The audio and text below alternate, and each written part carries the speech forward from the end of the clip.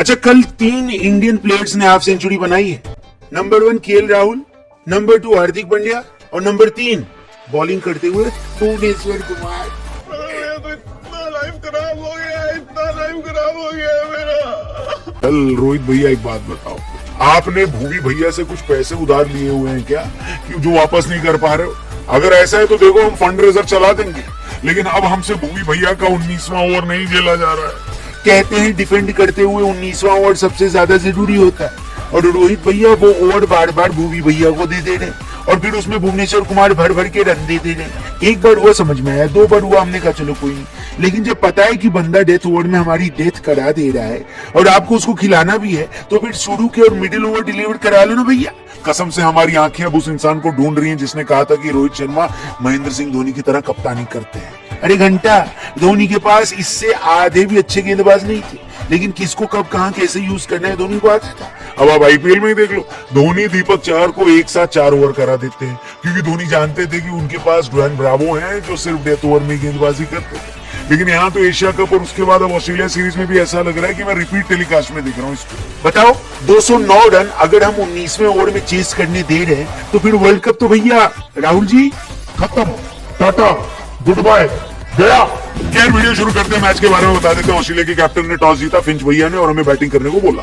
हमें लग रहा था कि टीम की घर वापसी हुई है तो रोहित शर्मा की भी घर वापसी हो जाएगी, लेकिन ऐसा हुआ नहीं। न तो वो चले और न ही पिछली इनिंग में सेंचुरी लगाने वाले विराट कोहली। लेकिन 3 ऐसे प्लेयर जो चले उनके बारे में सुन लीजिए। सबसे पहले केएल राहुल।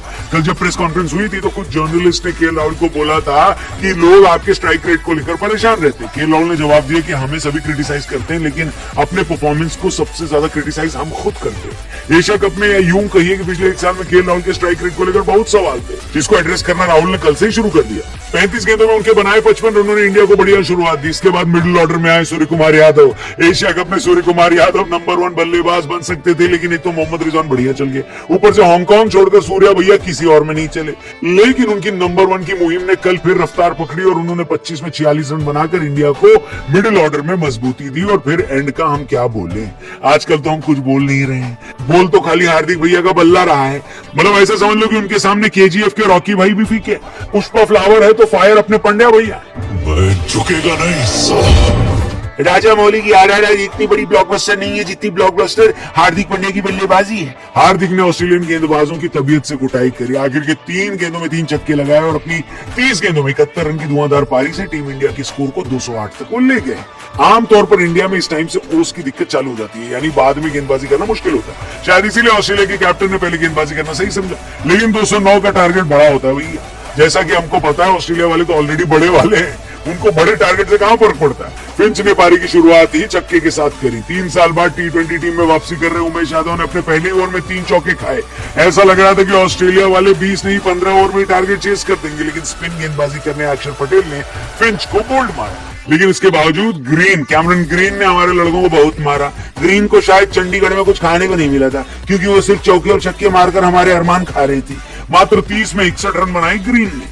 जब तक वो खेल रहे थे ऐसा लग रहा था ऑस्ट्रेलिया वाले जल्दी मैच खत्म करके चंडीगढ़ में गेड़ी मारना जाना चाहते हैं, लेकिन ऐसा हुआ नहीं। अक्षर पटेल ने उनको आउट करके गेम में जान फूंकी, और फिर उमेश यादव ने एक ही ओवर में कार्तिक और डीआरएस के साथ मिलकर स्टीव स्मिथ और मैक्सवेल को भी पवेलियन पहुंचा दिया। एक ऐसे मैच में जहां हर गेंदबाज इतना पेला जा रहा था जितना हंगामा पिक्चर में राजपाल यादव।